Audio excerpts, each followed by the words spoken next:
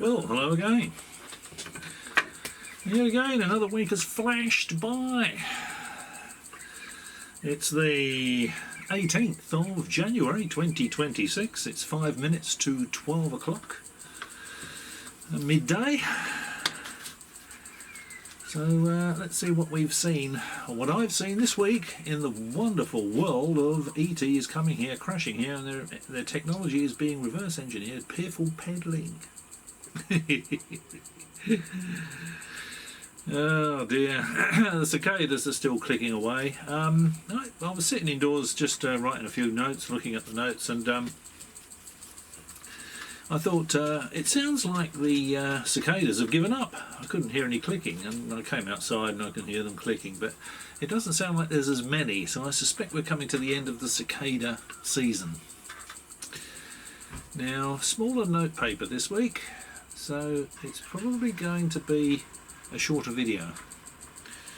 But still, let's just get on with it, shall we? Now, George Knapp, remember, who recently told us he doesn't believe in aliens on his weaponized podcast, is pushing his ridiculous Russian ET documents with no provenance, of course. He probably paid good money for. Either it was a con just to get his money, or the Russians thought there may be something to the Roswell story and decided they needed something similar for themselves. Either way, it's not real. No provenance, there's no official markings on this stuff. You know, it's a translation, of course, but there's no way you can follow a paper trail back to any kind of official source. Apparently the colonel that George Knapp dealt with wasn't a colonel in the Russian army. The only person with that name anyone could find, I think, was an actor. So I think somebody's probably hired an actor to say, look, okay, dress up in a Russian colonel's uniform, go and meet this journalist from the States. You know, he's going to give you a pile of money. Give him these documents. We've just written up something that will keep him happy. You know, similar sort of thing that's happening to Fox now, I suspect. James Fox. So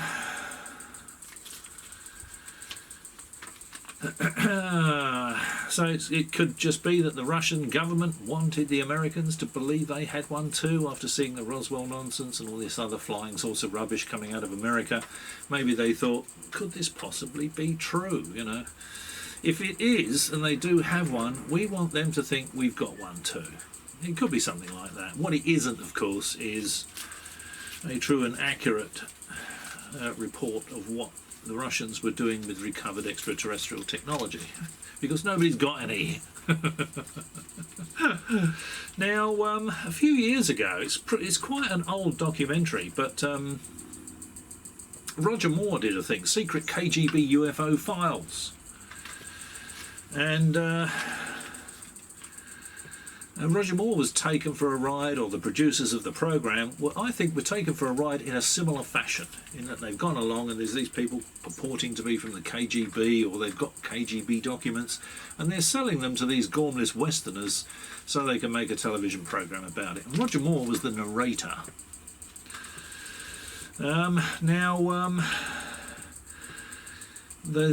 This included a video that Roger Moore showed on his program, or the producers showed on the program. Now, this showed the Russians recovering a flying disc. Now, I actually did a video about this, pointing out why it's very obviously fake, and I'll leave a link to my video below. So if you haven't seen that, take a look at it. It points out very clearly why this is a fake video.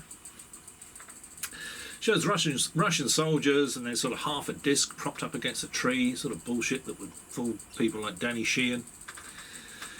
And when they're walking up to it, the troops are around it, and along the bottom of the disc, where the disc is sort of leaning up against the tree, imagine these are the trees, right? It's leaning up against the tree, and there's all leaf debris along the bottom here, okay? Now what that leaf debris is doing is hiding the flat edge of the bottom because it's half a disc. I point that out in the video that I'll leave a link to below. So it's fake. Fake, fake, fake. This faking flying saucer crashes and stories has been going on for decades. People just embrace this flying saucer, extraterrestrials are coming here and crashing here bullshit. And they've been peddling it as truth for decades. And it's all complete and utter rubbish. So I'll leave a link to the video I did, clearly showing that Roger Moore's KGB secret UFO files is complete and utter rubbish.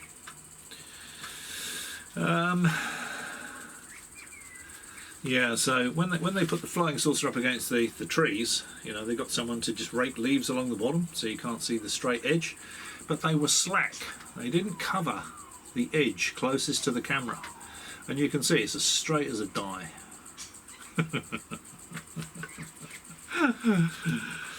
Oh dear. Okay, so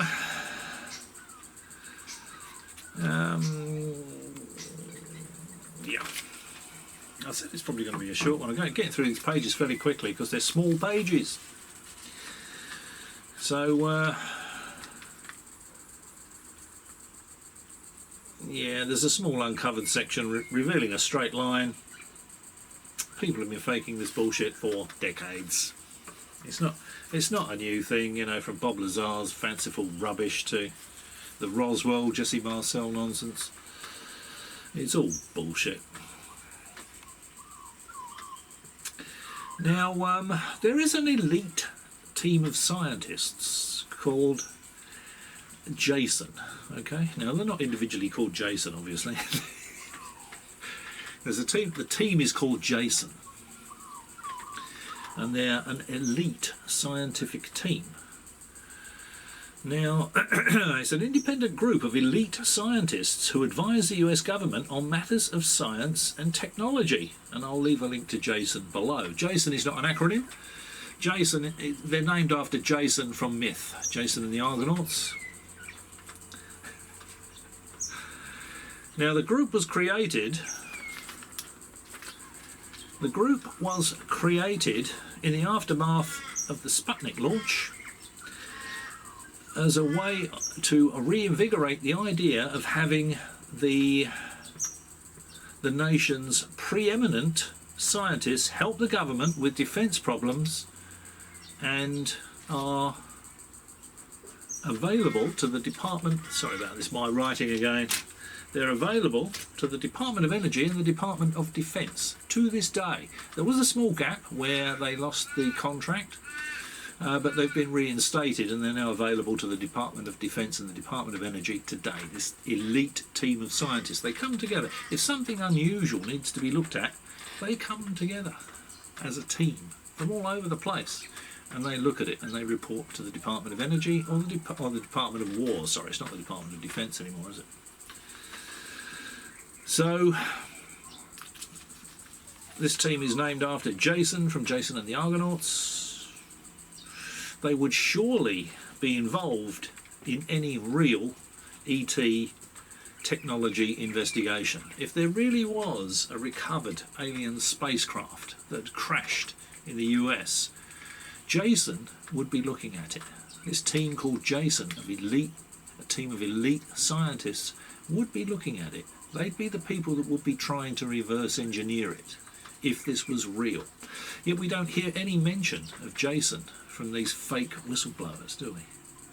We don't hear any interaction with Jason from fake piffle peddlers like Eric Davis or Al Puroff or Nucatelli or any of these. None of these people, not one of them, has ever mentioned a team called Jason. As far as I'm aware. If I'm wrong, let me know in the comments below.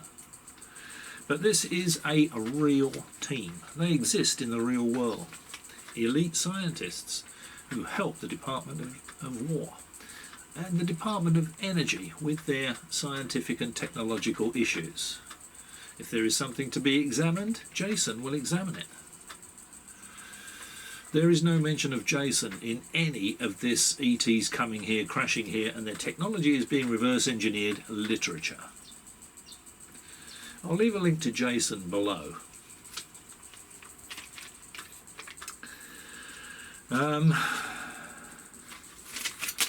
So that's those 2 pages gone already. This is going to be a short one.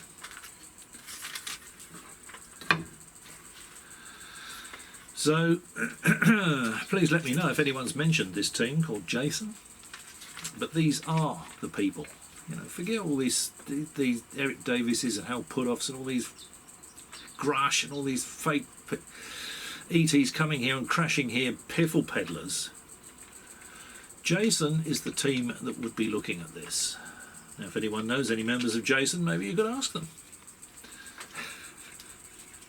Because it's a real team, it officially exists. Anything they say, you know, can be verified. If they say, yeah, we did this for the Department of Defence or the Department of Energy, you know, it could be verified, even if they say some of it's classified. But it's not going to have anything to do with aliens. And they've never been mentioned because all of these fake whistleblowers, these want to be in the limelight. They don't say, well, it's not me, it's these guys, you know. They've probably never heard of Jason because all of the stuff that they're saying is bullshit, complete and utter rubbish.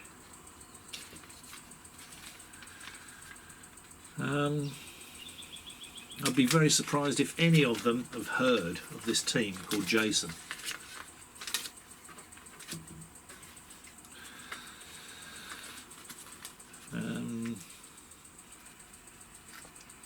But Jason would be, it's not going to be Jake Barber and Skywatcher or the Soul Foundation Go teams that go and look at any of this stuff. It would be Jason. They're the people whose mobile phones are going to ring in the middle of the night. They have to report to a certain place. They would be the ones investigating this. Not these science fiction fantasists. You know, the names that we hear over and over again. Just as Sean Kirkpatrick said, the core of science fiction bullshitters. Repeating this stuff over and over and over again without a scrap of tangible evidence to support any of it.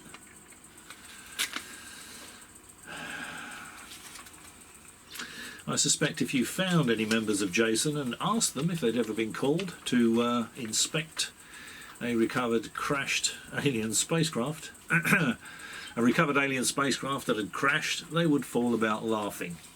That's what I strongly suspect. If you found a member of this real scientific go team and asked them if they'd had ever been called to go and have a look at the recovered alien spacecraft, they would fall about laughing. That's what I strongly suspect.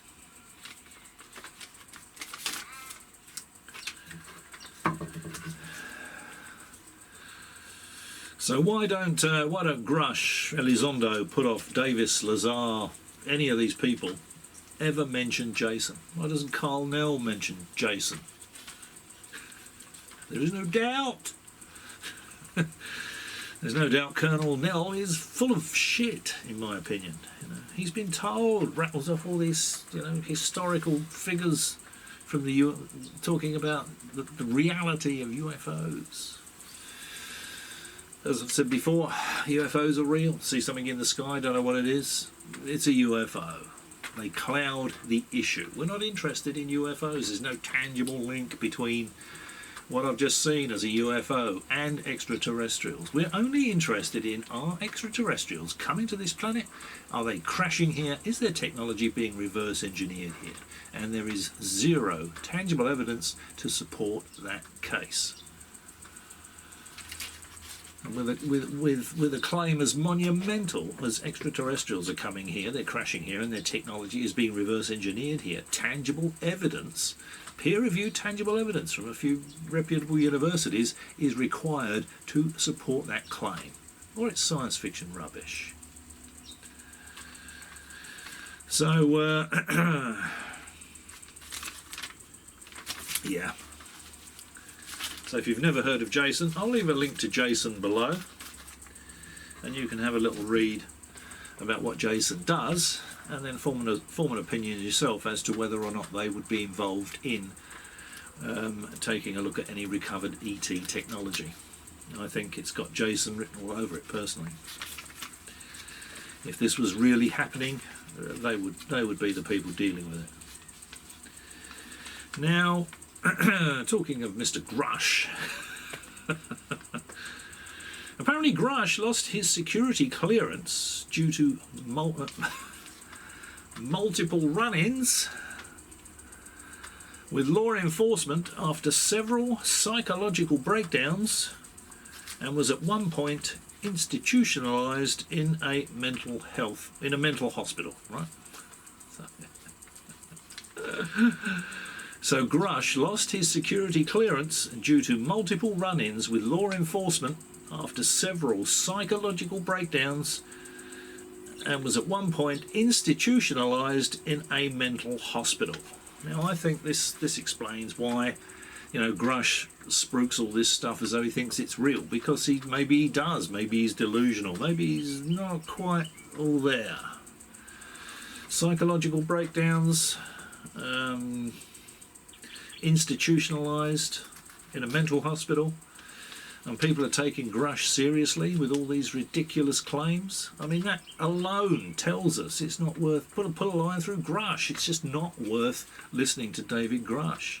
I mean, when you look at him, he doesn't quite look right, does he? He doesn't look right to me, anyway. It's a personal opinion. I look at him and I think, yeah, there's something a bit wobbly with Mr. Grush. And I think that explains it.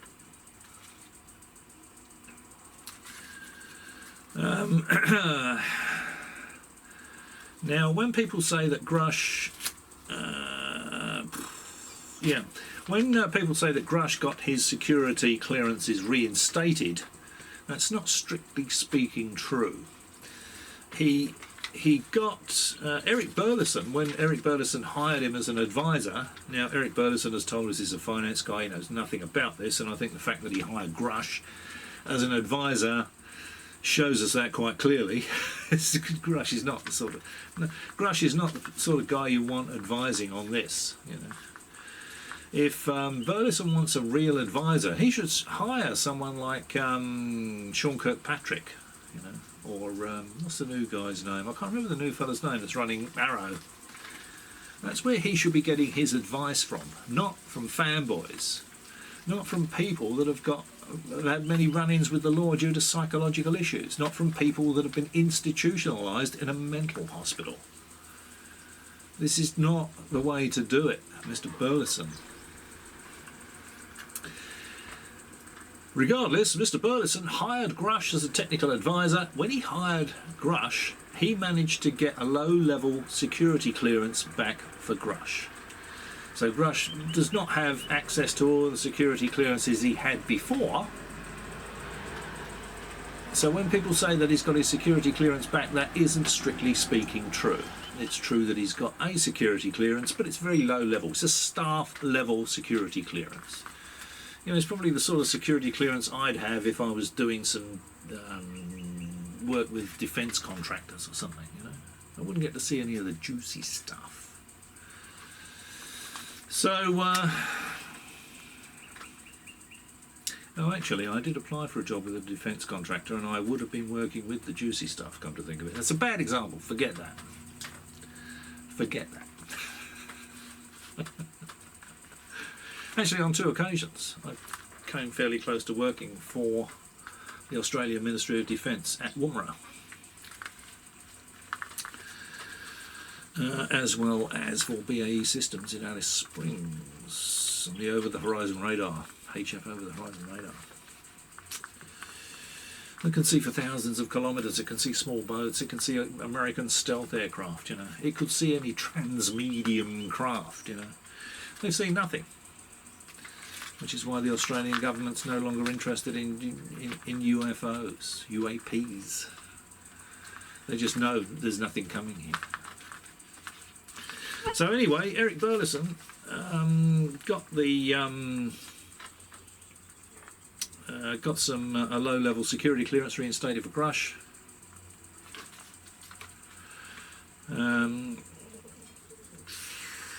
Grush hides behind his clearances or lack thereof as the reason he can't give any details about his ridiculous ET claims. Of course, he doesn't need any clearances to talk to Arrow. You know, you could go and tell Arrow his fanciful tales. They could investigate it and say, this Grush is a nut. You know, put him back in the rubber room. It's a waste of time. You know, the Arrow's cleared to hear any testimony, look into any program, any compartment. That's why Grush avoids them like the plague. That's why he called in sick to the skiff Luna arranged, because Arrow were going to be there. Elizondo didn't call in sick as well, so did Mellon, because they knew Arrow was there. Arrow could check out what they were going to say. Arrow repeatedly asked Grush to go and talk to them, and he wouldn't. They said, okay, we'll come and talk to you. He said, and I suspect this is due to pressure from the Congress people. They're saying to Grush, look, you know, if you're telling us all this is true, why are you avoiding Arrow like the plague? I think you should go and talk to them, don't you? So Grush has gone, yeah, okay. So he's arranged to meet Arrow, not go and see them, have Arrow come and see him, and he's probably thought, what the hell am I going to tell him now? So he didn't turn up.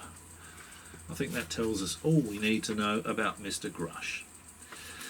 You know, anyone with the IQ of a cheese and pickle sandwich is going to know that Grush is a waste of time, isn't it? Aren't they? You know, it's just obvious. So,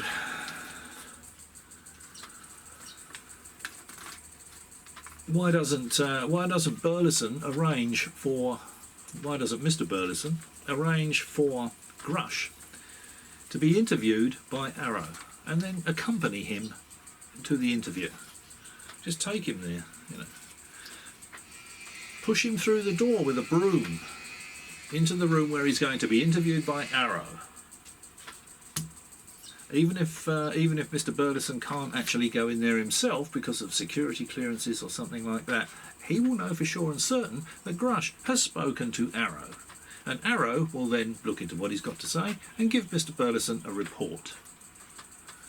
And the report is probably going to be 3 words. It's all bullshit. So if you watch this, Mr. Burlison, why don't you arrange an interview for Mr. Grush with Arrow and take him there personally? So there's no escape. He's going to be in the same room as Arrow. Arrow's cleared to hear any testimony. There will be no excuse as to why Grush can't tell them everything he knows, or everything he tells us he knows. You know, he can't hide behind clearances when talking to Arrow. And I think Mr. Burlison will find out very quickly that David Grush is a complete and utter waste of time as any kind of advisor on this subject. You cannot have a fanboy as an advisor.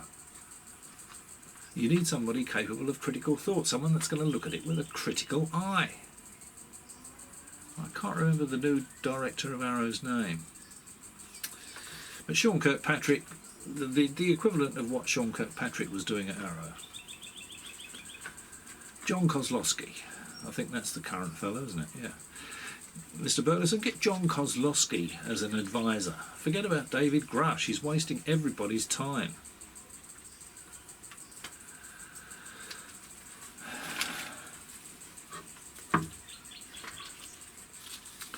What else did I say? The completely pointless Soul Foundation, Peter Skafish, and the other fella, what's his name? The guy with the aliens in the bedroom, Nolan. Yeah, stand by me, you know. I know it's right, aliens in the bedroom. He's got no idea how ridiculous he looks, has he? So, the completely pointless Soul Foundation had Eric Davis on there. You know, they like pushing out all this science fiction. They had Nucatelli on there, you know, Peter Skafish and Nucatelli. Now they're pushing out Eric Davis, more science fiction claptrap. Now remember, Eric Davis has told us he has no personal experience with ET, technology or biology. No personal experience with it. And Travis Taylor, who worked with Davis in the past, tells us If you told Eric Davis aliens were living on the moon, he would be inclined to believe it. So because someone's got a PhD does not mean they're not gullible, doesn't mean they haven't got some sort of mental health issues. I mean, some of the claims Davis makes are seriously wacky. Free energy nut, there's no such thing, of course. Nothing in nature is free. So Davis tells us, okay, we have a phenomena. We know it's real. We don't know where it comes from. We don't know what its motivation is. And there is evidence. There's not only classified military evidence, but there's unclassified civilian evidence, and there's scientific analysis of the civilian evidence. Presumably there's going to be scientific analysis of the military evidence as well. That would be done by Jason. But of course that's all classified, so we can't see it. And so the evidence is pretty overwhelming. That's why Davis, by his own admission, hasn't seen any. Because the evidence is overwhelming. You know, that's why Eric Davis hasn't personally seen any. Why we haven't seen any either. Because the evidence is overwhelming. This is complete and utter rubbish, and the Soul Foundation think this is worth putting on there. This is an embarrassment. I mean, if I interviewed Eric Davis and he said that, I wouldn't even bother putting the video up. Yet there it is on the Soul Foundation, the shit out of luck foundation. Because they're going to be shit out of luck if they think they're going to get any tangible evidence with regard to extraterrestrials to present. You know, they're writing white papers, what to do if aliens do arrive. You know, it's completely pointless. So aliens aren't going to be coming here. And if they do, it's not going to be because they want to talk to us. It's going to be because they want to eradicate us and take the planet. We won't meet them. We'll do it biologically, as I've said before. So, you know, Davis tells us the evidence is pretty overwhelming. Not completely overwhelming, but pretty overwhelming. That's why Eric Davis hasn't personally seen any. Neither have we. And we aren't going to be seeing it either, because it doesn't exist. It's complete and utter rubbish. Davis tells us this phenomena has malevolent tendencies. It doesn't, of course. What malevolent tendencies have we seen?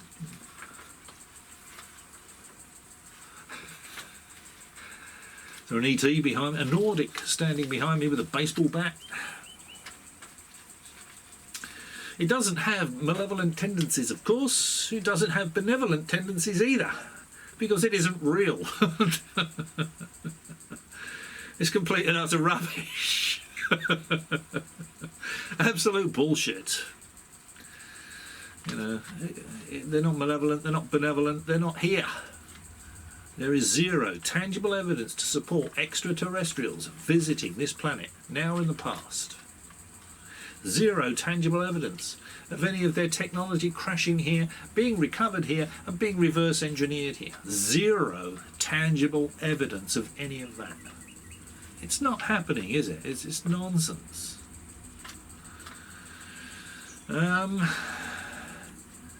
Now, I saw a video titled Dr. Eric Davis details how Presidents Bush Sr. and Jimmy Carter got briefed on UFOs. Again, UFOs, not extraterrestrials. UFOs cloud the issue. You know, UFOs are real, Mr. President. You know, we see them, we track them. There's no link between those and extraterrestrials. They could be system glitches. They could be anything. They're briefed on UFOs, not extraterrestrials. We're not interested in UFOs. Now, I didn't bother watching the video. I do watch some of this guy's videos. I didn't watch that one. I put a line through Eric Davis a very long time ago. Same with Hal Puthoff. Same with all these clowns. Why not detail how a living president was briefed on UFOs? UFOs, again, not ETs. Why not detail how a living president was briefed on UFOs? It's because when that president is interviewed on the television, they can say, well, I haven't had a briefing on UFOs, or somebody mentioned it, but they said there was nothing to it. Trump said himself on at least 2 television interviews that I've seen that personally he doesn't believe in aliens. Not from space, anyway. Coming over his wall, rocking up in rubber boats, From space, not so much. So, why not Clinton? Why not Trump? Why not Obama? Why do these presidents have to be dead? It's because they can't refute it, and it's a common theme. It's a common theme with these UFO bullshitters. They will quote dead people. They've done it before. It's common. They quote, they say ET's coming here and crashing here, and they'll quote people like Senator Harry Reid, who's dead. Senator Harry Reid never said they were extraterrestrials buzzing the US fleets during exercises. Harry Reid said, it's Vlad. We know they're the Russians. It's the Russians. They quote Senator Harry Reid because he's dead and he can't refute what they're saying. I might leave a link below to what Senator Harry Reid had to say in the Independent newspaper about the drones buzzing the US warships. They also claim that Dick Cheney was the head of the legacy UFO recovery program, and of course Dick Cheney is dead, isn't he? He can't refute that. Why don't they name the guy that took Dick Cheney's place and then get someone to interview him? I think, was it David Grush was saying it's this General Clapper? But General Clapper is saying that he's head of the legacy program and organised the recovery of alien spacecraft and all that sort of stuff. Was that David Grush saying that? I think it might have been, but I can't remember his first name now. But Clapper, General Clapper, said that he was aware of a program at some point, but he had no personal involvement with it. Now, there's been programs in the past, isn't there? What's he talking about? Allsap? He'd die of embarrassment admitting that he was aware of that one, wouldn't he? Or the UAP task force. He's not the head of a recovery program, a legacy recovery program or a current recovery program. There is no ET recovery program.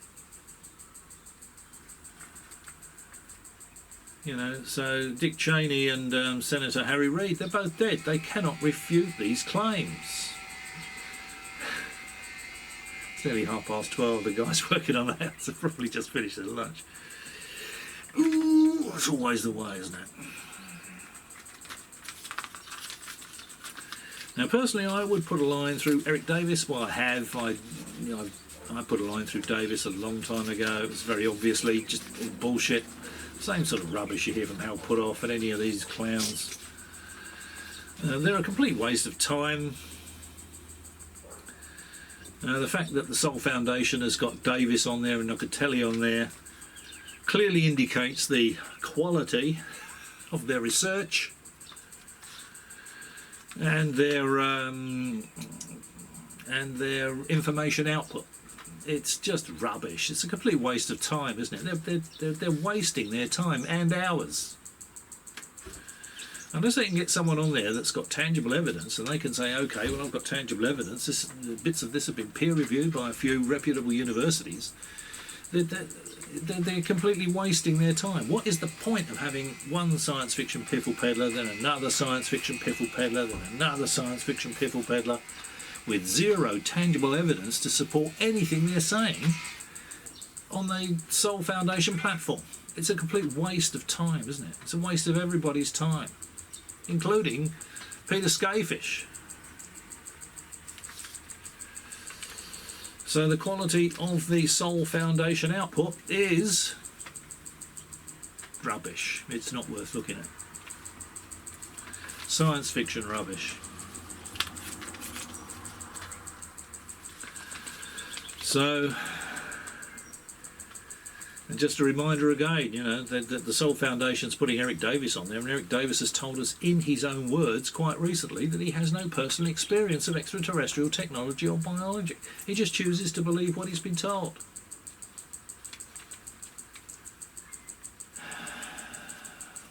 You know, he's a fanboy, he had a hand in the Wilson memo. Admiral Wilson said that was all bullshit. The whole thing is bullshit, going back years, going back decades. It's all bullshit.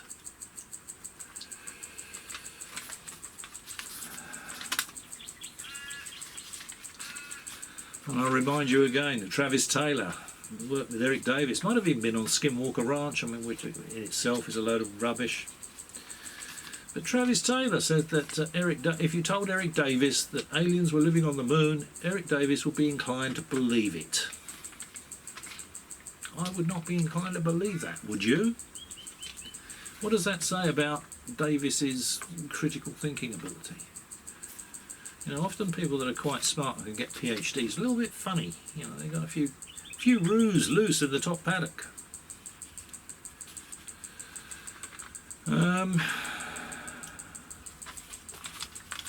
Yeah.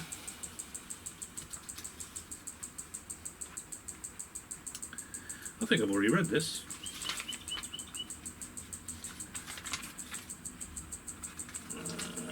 Yeah, I think I have. I think I've already read this. I might have just gone round in a circle. Yeah, okay. So put a line through Eric Davis, put a line through the Sol Foundation. Complete waste of time. Bullshit, all of it. Now, James Fox is still peddling the ludicrous Varginha story. His new witnesses. He has new witnesses. Now, I wonder how many of his new witnesses have tried to claim Fox's $200,000 reward for people proving the Varginha incident actually happened. Suddenly you got all these witnesses coming out of the woodwork. As soon as Fox said, you know, I'm offering a $200,000 reward to anybody that can prove this was a real event, suddenly he's flooded with witnesses. Now James Fox is not smart enough to realise what's going on. He's not smart enough to sit back and think, wait a minute, you know, no one was coming forward to tell me anything about this. The military say it's all bullshit. There was some sort of military exercise going on at the time, you know. And I did a video of Fox interviewing the three girls, I think as children and then as adults, and the stories were dissimilar. And if I can find it, I'll leave a link to the video I did about the Varginha incident below. So I wonder how many of Fox's new witnesses are trying to get their hands on this $200,000 he's got up for grabs.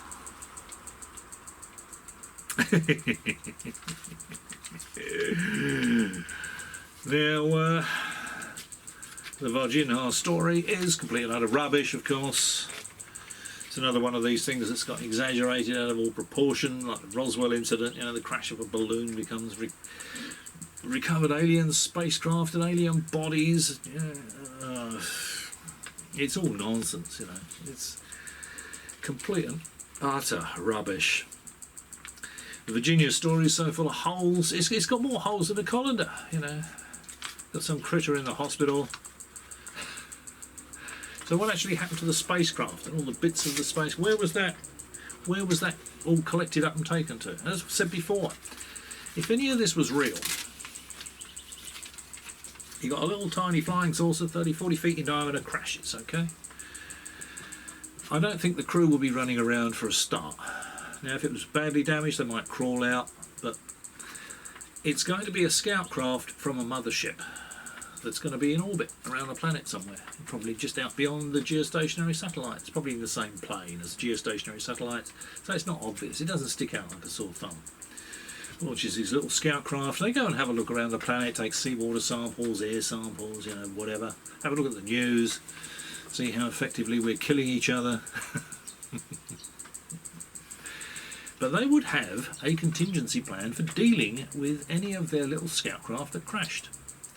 So straight away, as soon as it crashed, they'd be straight in there. You know, these things can move from here to here in a blink of an eye, apparently. You know, thousands of kilometres in the blink of an eye. So they'd be there immediately. They put a protective blister over it, you know, and recover the equipment and their people, their colleagues. They're not going to leave it there so it can be scooped up by us and reverse engineered and, you know, have a look at their biology so we can figure out how to kill them if they do come here. It's completely and utterly ludicrous. It makes no sense whatsoever.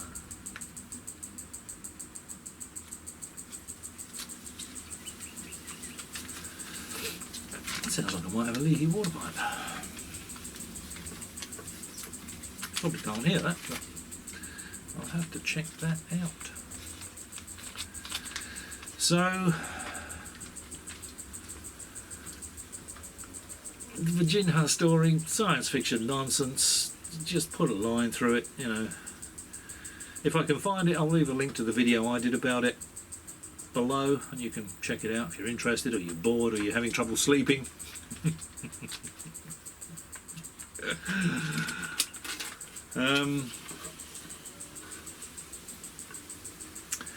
Now the girls' stories do seem to have changed over the years. This is not atypical.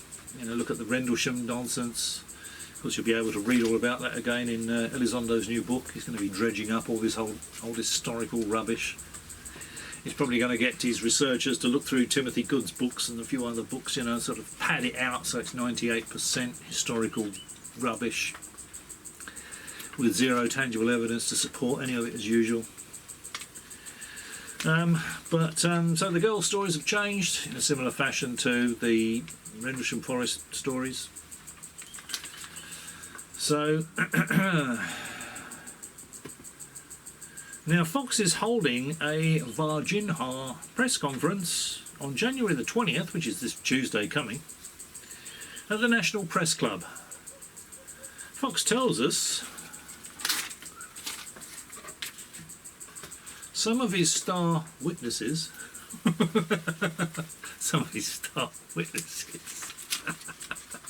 these are the people chasing the 200 grand, can't get visas to attend. They can't get visas to attend to enter the US and attend Fox's press conference. He suggests their testimony would be too dangerous for the US government. It'd be far too revealing, you know. ET's here. It's far more likely that these new witnesses have dodgy characters. Are dodgy characters trying to get hold of Fox's 200 grand. And it may be they can't get visas for the US because they have previous convictions for fraud or deception, etc. They could be con women, con people. And that may be why they can't get visas to attend. Fox may be unaware of that. But they may have a bit of previous, you know, for conning people, for fraud. And they're trying to con Fox now, you know, out of his 200 grand. And Fox is not smart enough to see that. I don't know that as fact, but I think that strongly suggests to me that will be the case. And it'd be interesting to find out if anybody looks at the background of these witnesses to maybe confirm that or prove me wrong. I don't think that's ever been done, to be perfectly honest. But it's the first time for everything. Now, so I don't know that for sure, but I think it's a logical assumption that these guys have been done for fraud. You know, they're con people, fraud, deception. One thing I do know for sure and certain is Fox couldn't pay me enough money to go to his press conference and sit through hours of science fiction rubbish. So Fox can keep his press conference. I would not be attending personally. Now, I'm surprising myself that I'm going to mention these two people, because I put a line through Greer a very long time ago, put a line through Bledsoe after about 10 minutes. I'd never heard of him, and then suddenly, you know, oh, if you're a sceptic, you can't see what I can see. You know, that tells me it's all bullshit straight away. That should tell anybody with an IQ bigger than a cheese and pickle sandwich that anything he says is complete and utter rubbish. So Stephen Greer apparently claims he can summon an alien from the Andromeda Galaxy. Well, that's only 2.5 million light years away. Shouldn't be too difficult.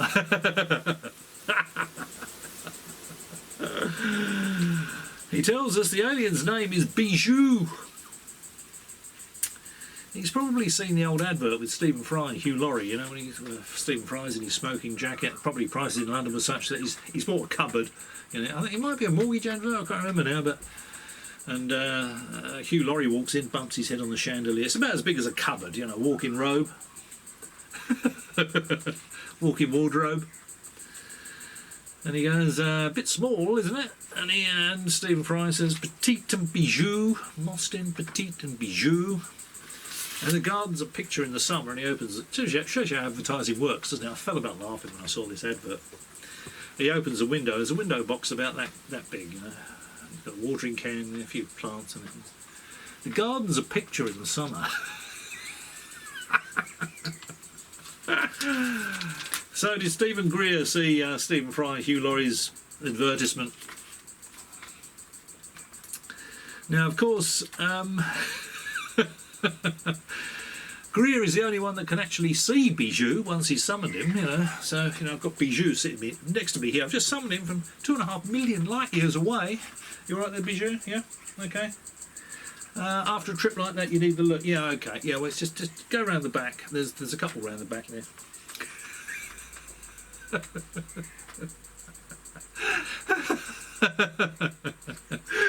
After a 2.5 million light year journey, he's going to want a cup of tea, and he's going to need to take a leak, right?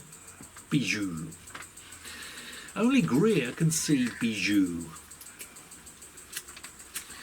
It's just the same bullshit as Bledsoe's just jumped on the only I can see them bandwagon. You know, if you're a sceptic, you're never going to see what I can see, says Chris Bledsoe. Yeah, right. So anybody with an IQ bigger than a cheese and pickle sandwich is going to put a line through Greer. They're going to put a line through Bledsoe within minutes. And it's only the gullible fanboys that would even consider any of this might possibly be true.